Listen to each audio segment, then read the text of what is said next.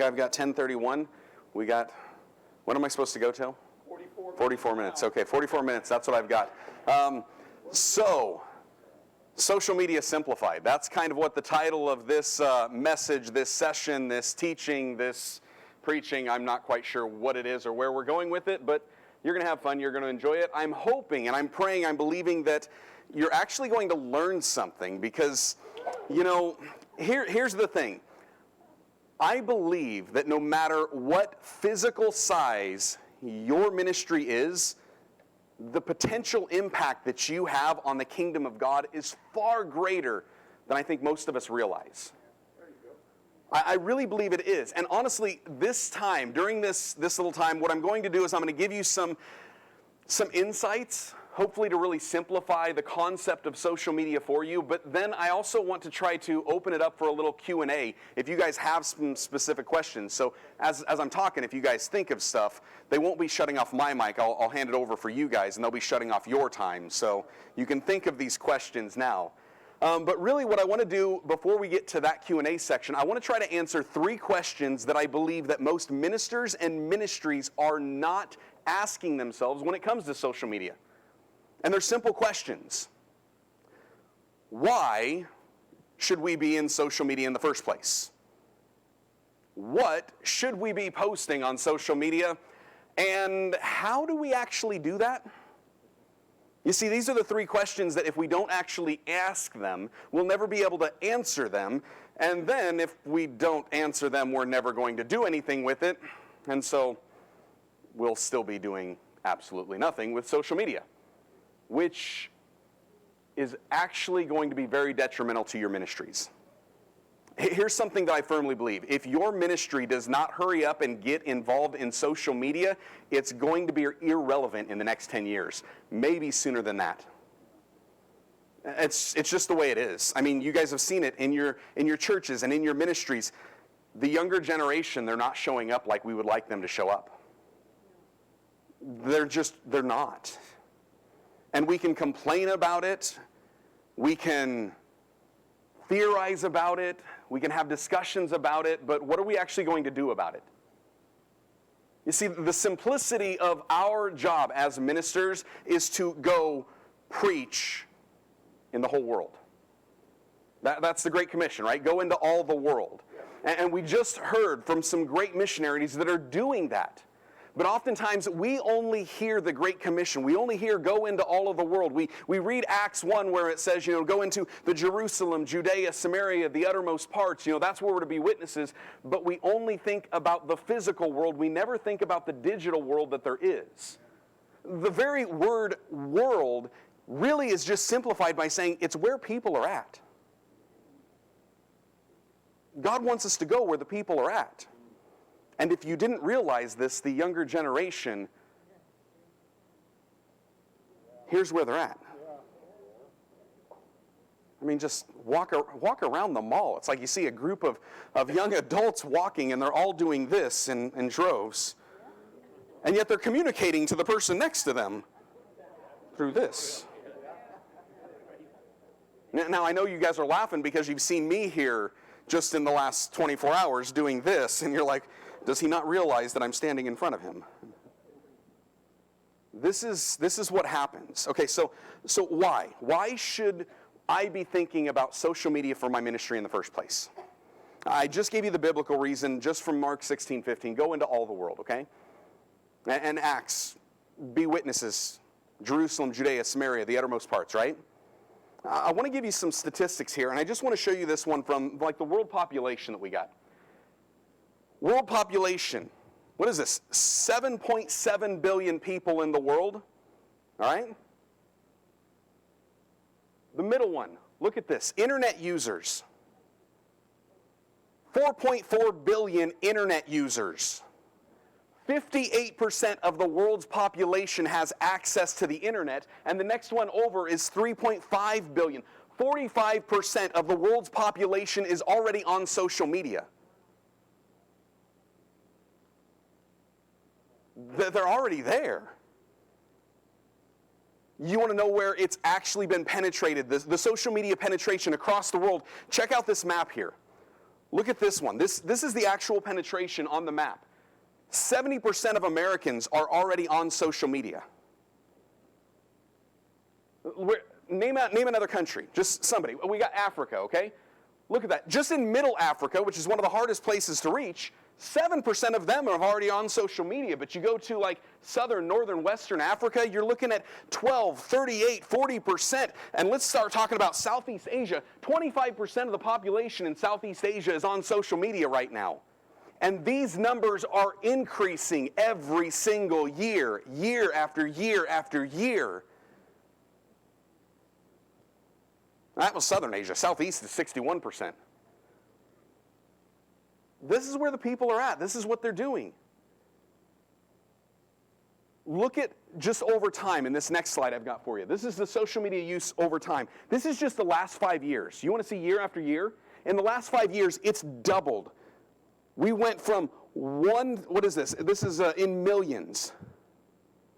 So in other words, 1.8 billion social media users in 2014, and now we're at 3.4, almost 3.5 billion social media users. In 5 years, it's doubled. That's why I'm telling you, if your ministry is not using social media in the next 10 years, you're left in the dust, because people are going on social media. And that's where they're spending their time. I don't know, maybe you're like me, maybe you're pastoring a church and you get people to show up and they can actually listen to you pontificate for 30 minutes. Man, last time I went an hour in preaching, I think I even put my wife asleep. I mean, their attention, how many hours do we have a week that we could actually be reaching them if we would show up where they're already at on their phones, on their computers, on their devices? If we start going where they're at, you know what? I'm not worried about that 30, 40 minutes that I'm preaching on a Sunday, because I've got several hours I'm getting them throughout the week.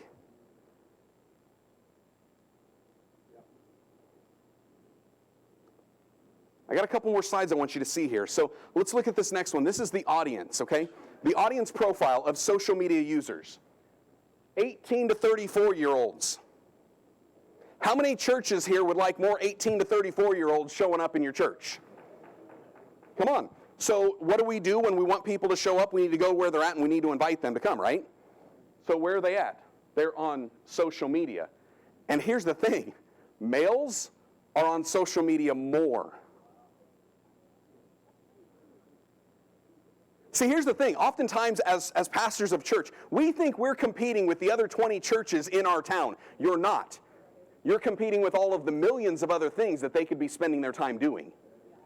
It's not that other denomination. What are they doing? They're not going to the other church. They're not going to church in the first place. They're sitting here, tweeting, snapping, gramming, booking, tubing. That's what they sure aren't churching. So we need to get them. And then here's the most startling thing. How many would think that Facebook is the biggest platform and the most important reach that we need to be on? Just a quick show of hands if you think Facebook's where we need to be at.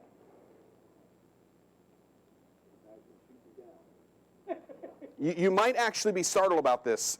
Look at this one, this next slide here, okay?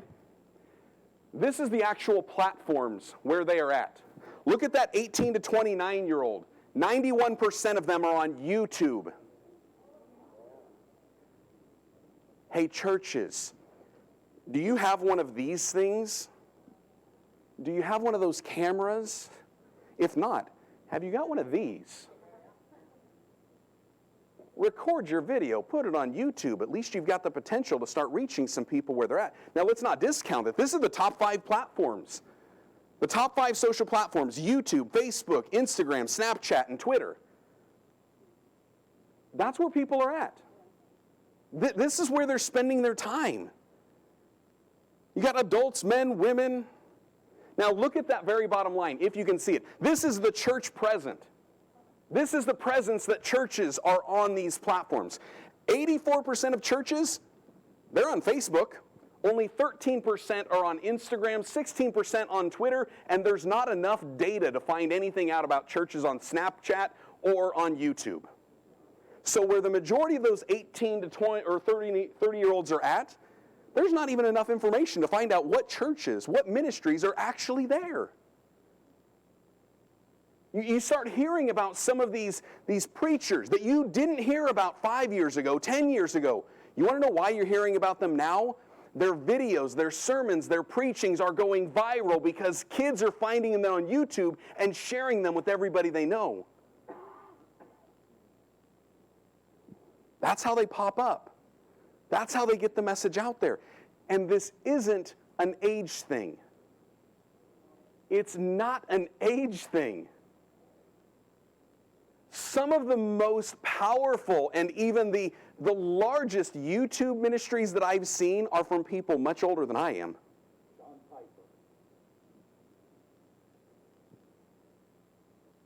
The younger generation that just aren't showing up at our churches, they want the truth. They're craving the truth. We have the truth. You can share the truth if you go where they're at to get it. Social media. So, let me just ask this question, a couple questions for you. Are we reaching far enough? Are we reaching fast enough? Seriously, are we? Do you think we're doing a good enough job? The body of Christ in general. Are we reaching far enough? Is our reach far enough? And is it going fast enough? No, it's not. It's really not. So why should you be considering social media? If you heard those statistics and you actually believe in the Great Commission, that should be all the why you really need. If you need more than that, come ask me and I'll repeat the same thing over and over again until you just, submit. It's like, it's really just, they're simplified. You want the simplified why? Because Jesus said go. I mean, I don't think I can get any simpler than that. I mean, 2 letters, G-O, go. There it is. Why? Okay, so there's your why. What? This is one that I get a lot of times. People are asking me, different ministers are like, well, what should I be posting on social media in the first place? My first response is stop making excuses and just post something. Well, what should I post? Well, what can you post? What do you already have? What can you do? What have you got? And here, just for argument's sake, I want to give you 7 ideas. I like the number 7. Here's 7 possible ideas, okay? Worship lyrics. You got a Facebook page? Just type in Amazing Grace, how sweet the sound. Post. Watch what happens. A sermon quote or a clip? None of you guys have ever preached, right? You've never had notes that you could look over and say, oh, hey, I actually had this one statement I was hoping people would get. Go. Post a sermon quote. Post a clip. If you've got video, if you've got audio already, just post it. Give it a little bite-sized piece. A Bible verse. If you need some material, I think we can find a Bible around here for you guys. There's a lot of material in there. Holidays or moments. You know what? People want to know that we're actually real human beings, that we live, that we breathe, that we're actually in this world. They kind of understand we're not of this world because they already see that we're weird and we're strange, and you know what I mean? Maybe it's just me and Randy, but we might be the only weird ones. No, but see, people just there's a holiday coming up, 4th of July. I love doing a 4th of July post talking about how this nation, we celebrate our independence, but it reminds me that I am truly dependent on God, not independent from Him. This is easy stuff. Special moments. Your church celebrating something? Is it your church's anniversary? Is it your pastor's birthday? Number 5, promote a group or event. You got a small group meeting? Promote it. You got a special event coming up? Promote it. Is the community you're in doing some outreach? Promote it. We did this on our Facebook page a few years ago. I took my phone, set it up in front of me, and recorded a 1-minute clip encouraging people to show up at church on Easter. And if you guys aren't my cup of tea, if I'm not your cup of tea, here's a list of 20 other churches in the surrounding area I would encourage you to go to.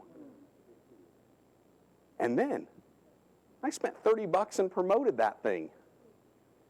Our normal Facebook reach is like, I don't know, 3 likes and maybe 100 views. And that thing in 24 hours had almost 10,000. And I get pastors reaching out to me saying, thank you so much. I never would have thought of that. Followed up with a couple of them afterwards. And you know what? People actually showed up. They said, hey, how'd you hear about us?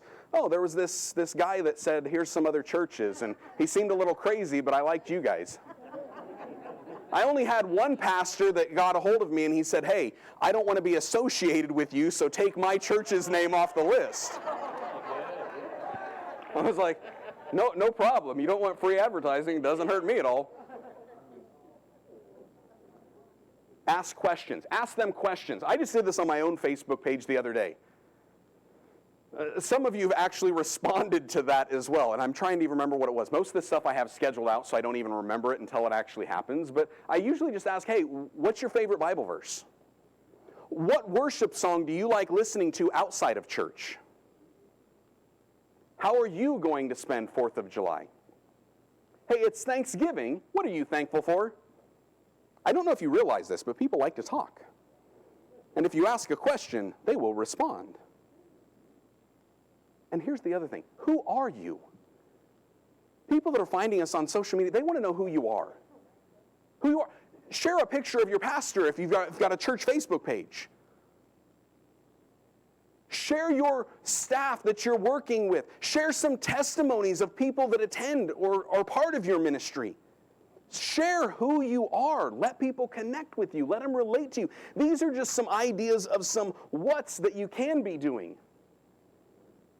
All right, so I think I addressed why. I think I addressed what. You ready? Here's the big one. How. How do I do this? How do I do this?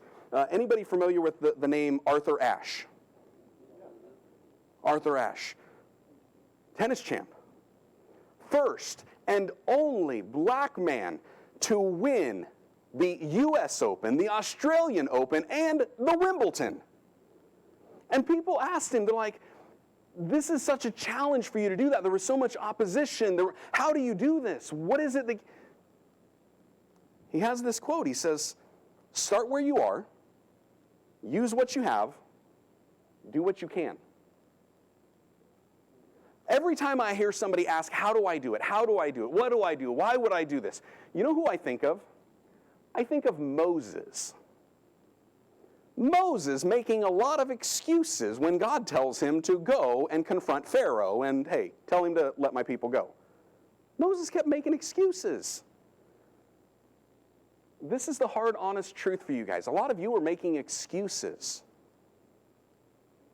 You are. We got to start where we are. If you're already on Facebook, start there. If you're already on Twitter, start there. Start where you are. See, here's the thing. It's not important how you start. It's important that you start.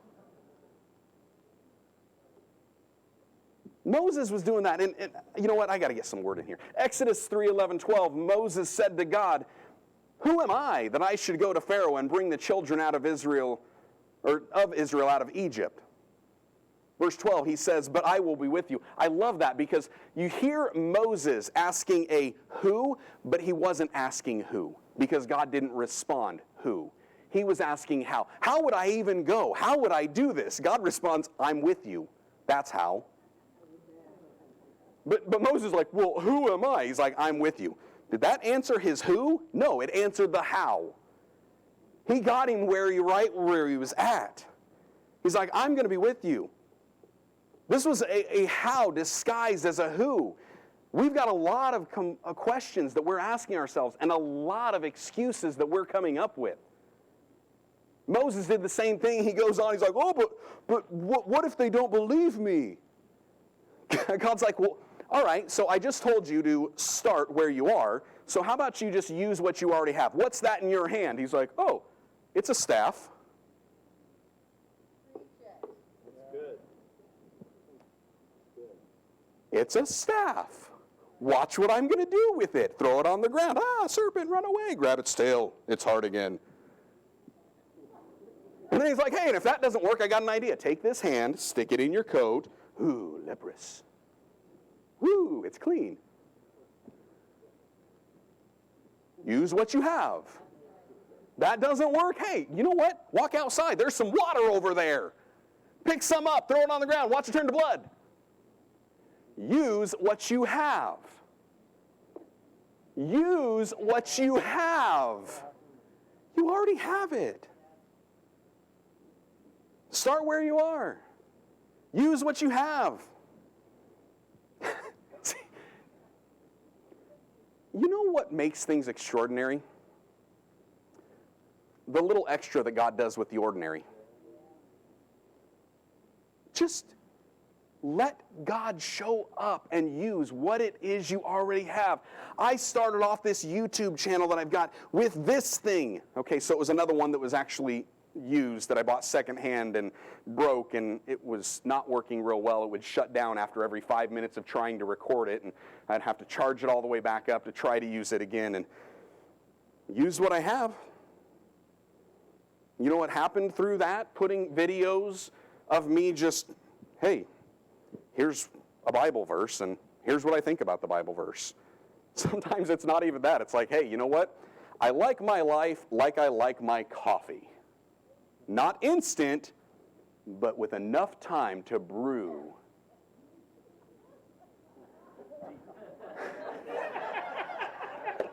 What did I do? I used what I had, a cup of coffee and an idea. How can I share the gospel through a cup of coffee? Be patient.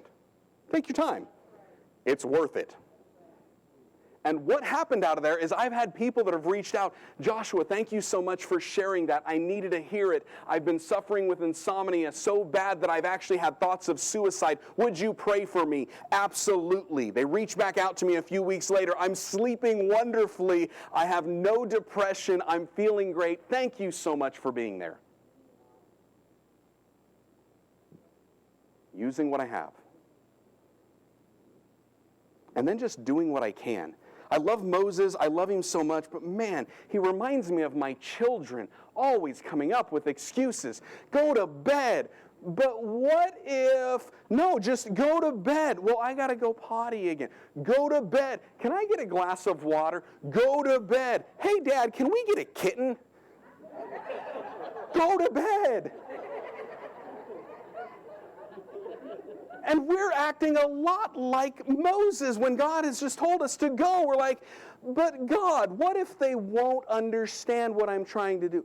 Go. Well, what if I don't have a fancy camera set up? Go. What if I don't know how to use hashtags? Go. Just go. Just do what you can. Moses did that. He's like, but I'm not eloquent. I'm slow of speech. I stumbled over my words all the time. God's response, go. Just go. Why? What? How? Did I answer these questions good enough for you? Just go. Just do it. You're making it more complicated than it really is. If you want to do video, here's an idea. Push record. Actually, you know what?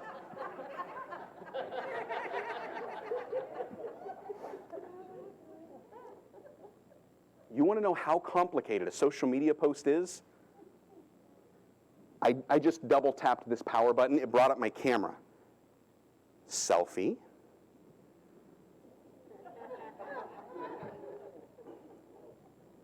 Ooh, wait. See, I can't even figure that out. I had my timer on. That's what I get for taking too many selfies. All right, everybody, smile. So, I just took a picture.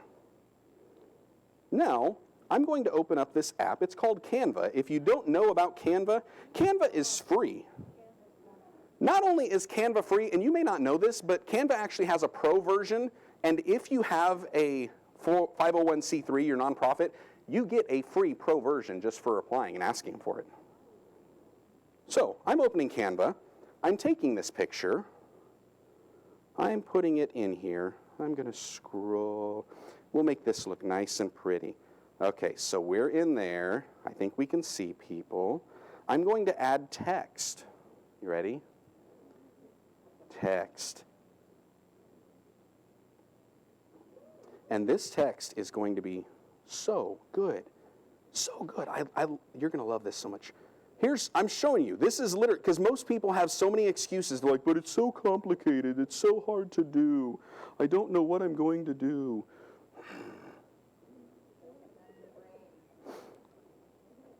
It's not as hard as you think it is. And then I save this. I would open up my social media app. And in this scenario, because I'm actually busy doing something, I'm not actually going to open my social media app. But I think I've got somebody back there that he could probably open up something for me. And I can take this, connect with him, and send.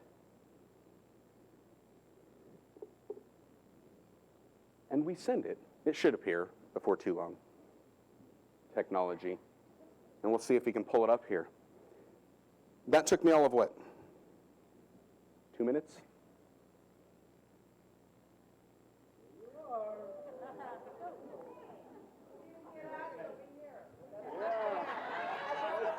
Go.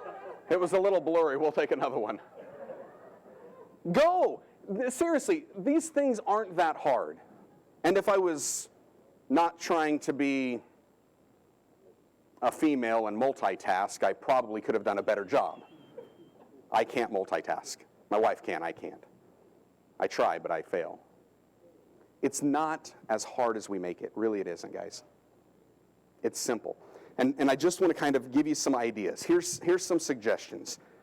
Here's some apps, if we can go back there, Pablo. Some apps for you guys. If you're looking for images and you're using your mobile, Canva's the best one. It's free. It's simple.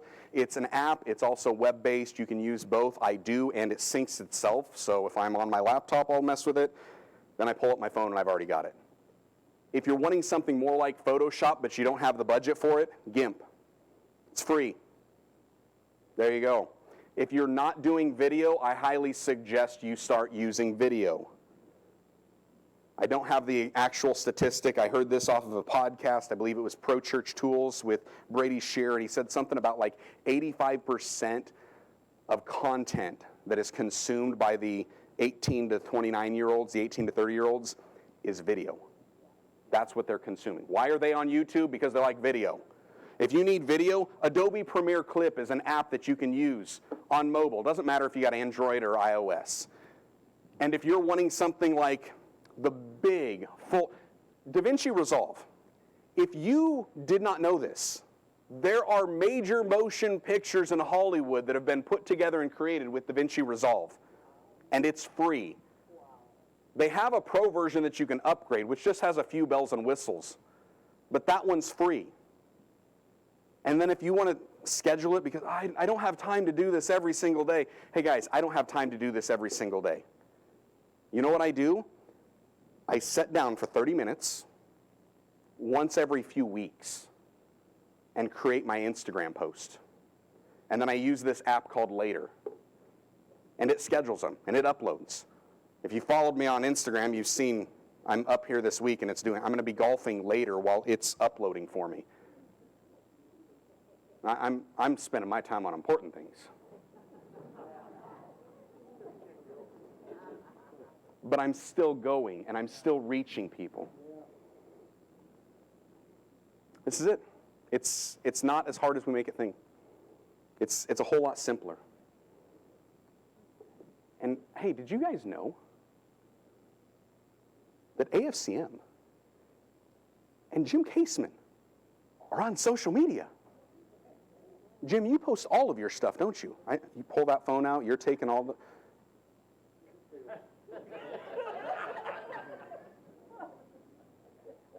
I already know the answer to that. It's a no. He does, but he's there. He's using what he has. Somebody who knows how to do it. But he's still there. You've got people in your church, in your ministry, maybe it's your own kids. Hey, you know what? I don't know how to do this. Can you do it for me? Start getting them to serve in ministry. Think outside of the 4 square walls, the box of our church, and say, hey, you want to help my ministry go global? There's people that can do it. And if you're using something to schedule it, oh man, it's even easier. You're like, you know what, just come up with stuff. I want like a month's worth of Instagram posts. And then just show them to me. I'll just give you the thumbs up or thumbs down on any I don't like. I don't have to do any of the creation. We're just making excuses, folks. That's all it is. You've got the ability. All right, I said I wanted to open it up for some questions because I threw a lot at you. Have we got a mic that can go around somewhere? If anybody's got a question, throw a hand up. If not, Randy. I just want to know if that was a new hairdo. This one is not a new hairdo, but if you get close enough. No, I would say, I recently,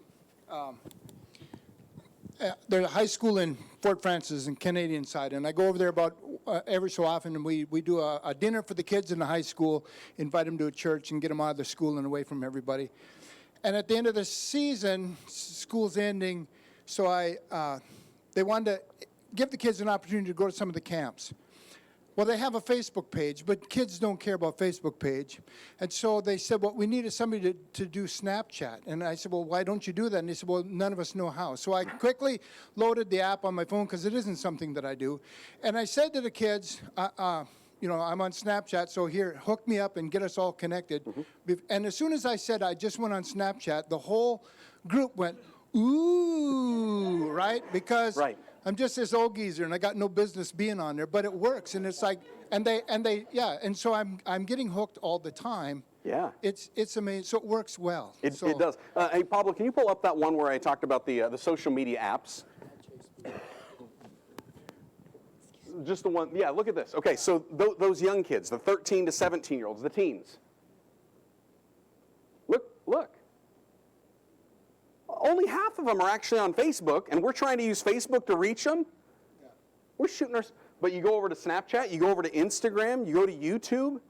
Now you're getting a majority. It works. I'll sit there, I'll grab my camera, I put it on a little tripod, and I'm walking around the mall like this, talking into a camera. And I get the teens running up to me, and they're like, are you a YouTuber? I'm like, I am. I'm a pastor too. And they're like, really? What's your channel? I want to subscribe. And they'll pull their phone out. How do you spell that last name again? And they're getting it. Any other questions? You mentioned that you were on your YouTube channel. Yes. What does that mean? How do you do it? Okay, so if you have a Google account, a Gmail account, if you don't, you can get one. It's free. And all you really need to do is just go over to YouTube and hit sign up, and it gives you an account. That's as simple as it is. It's free. And if you didn't realize this, here's the thing about YouTube. The reason why most churches, most ministries, most businesses don't understand the power of YouTube, YouTube's owned by Google. Google is very stingy with their information. So they didn't actually release much of their information to any external reporting until last year. So unless you were looking through Google's reports, you didn't know the power of it. YouTube is the second largest search engine in the world, and it runs by Google searches. So if somebody's trying to do a search, scriptures on dealing with depression, and you just made a video about that,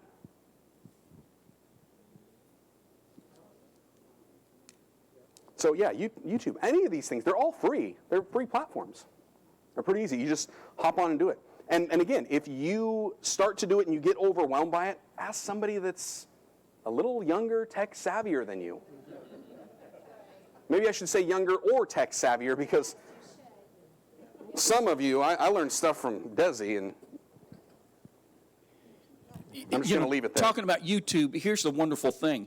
You say, well, like he showed how to use Canva. You say, well, I don't know how to use Canva.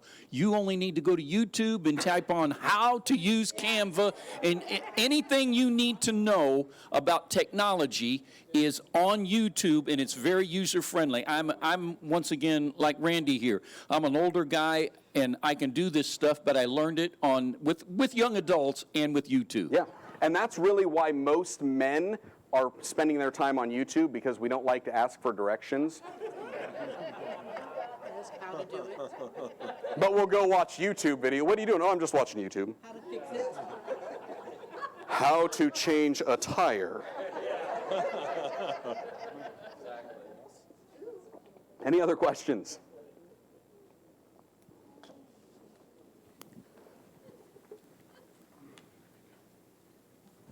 I just wanted to say what you're saying about Google and YouTube is right on.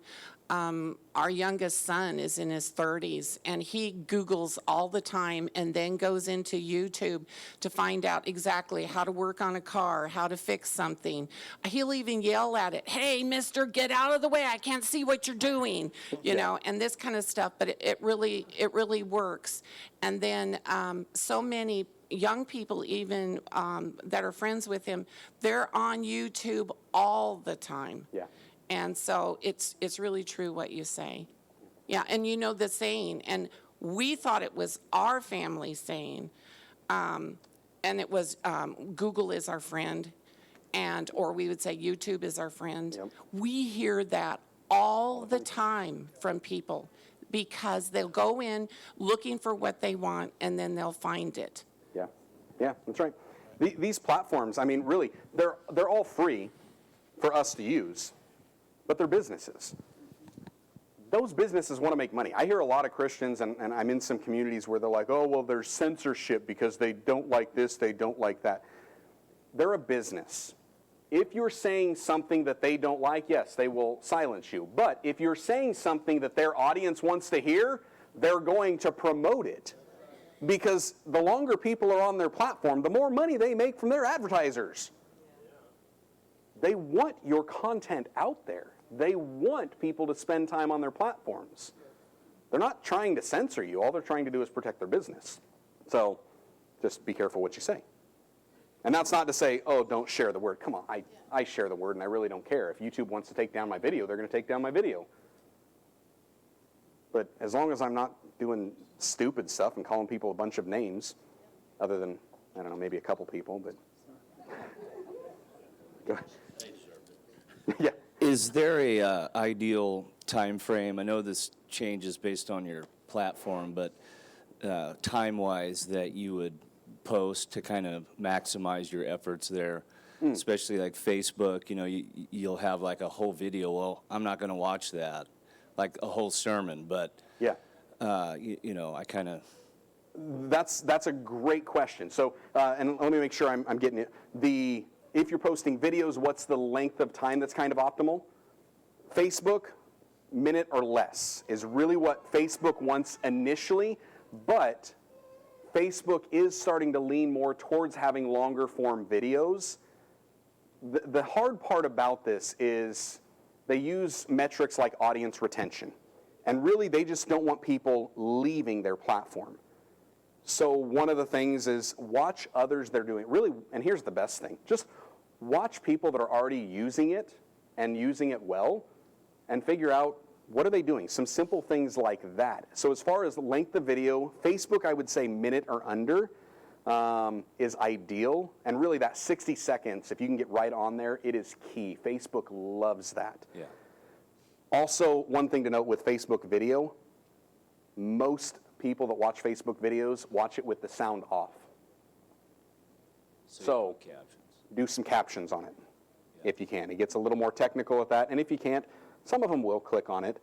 And as far as like YouTube, see, I've played around with this on YouTube. I generally try to hit between 3 and 8 minutes because that's where I seem to have the most success. That being said, I just started a podcast and I'm putting an hour and 15-minute conversation on there, and people are watching it. So it kind of varies. It is like you said, it's ever changing. Instagram's another one. Like Instagram, those minute clips, they love those because they embed perfectly on there. But they also got IGTV. It's their own long form video content, and you can still do vertical video if you want to. It's kind of a flop on Instagram. They tried it and it's not really working, so they just opened up. All right, we're going to let go landscape now. So just record it that way. It seems to work a little bit better, and Instagram's leaning that way anyways. So as far as length on there, I think they've actually got a limit of 15 minutes or less is what Instagram's long form video is. Yeah. Any others? Hi, can we get your slides? Yes, I will make Okay. them available for everybody. Thanks. Just Or give I us will an make them email. available for what I've got. I'll use Desi. She can make them available for Okay, everybody. great. I just want to know, do you link, like if you do a YouTube video, do you not just link to all of the rest of them and let them know it's there, or how do you? Sometimes I do. I try not to, just because Facebook doesn't like it. Facebook doesn't want to send people to YouTube. And Instagram's owned by Facebook, so they do the same thing. They don't like to do that. They want to keep people there. And here's more work, but I try to make separate content for them. Or if I make something for YouTube specifically, I'll wait a month and then I'll post it to Facebook natively. So I try to do that. So yeah, you can link. You're not going to see the engagement that people are going to like. And so here's the other thing. Don't get overwhelmed with thinking, I need to be on every platform all at once. Start where you're at. I started with YouTube just because I noticed that's where my kids are at and that's where I was going to be. And then beyond that, it was like, what's the next one that I went to? And because Facebook and Instagram work well together, I'm leaning more towards Instagram, but starting to get back more towards Facebook. And it's just for the audience that I'm aimed for. So the big thing is figure out your ministries. What is my target demographic? And when you get these slides, you'll be able to see where are they at.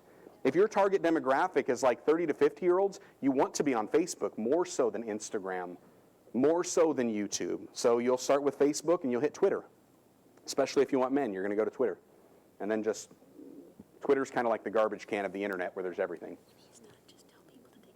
All right, one more over here, and we'll wrap up with this question. Where did we have it? Right here.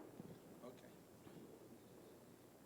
I just wanted to take my job back that you took over by the mic.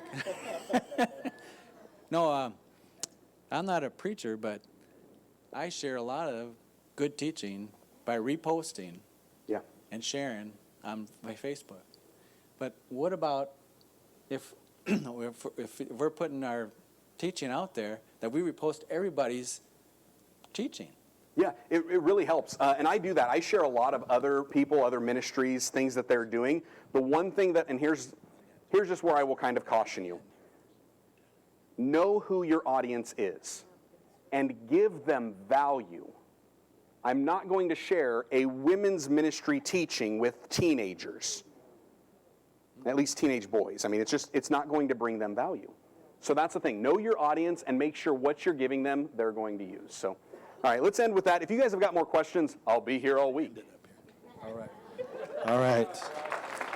Thank you, Josh. Good stuff. You know, one thing you were saying, be a Moses and use what's in your hand, or you could pray for an Aaron, like older people like us would send us an Aaron or her to do the work for us. Amen? Yes. So thank you. That was excellent. Give it up for Josh. That was excellent.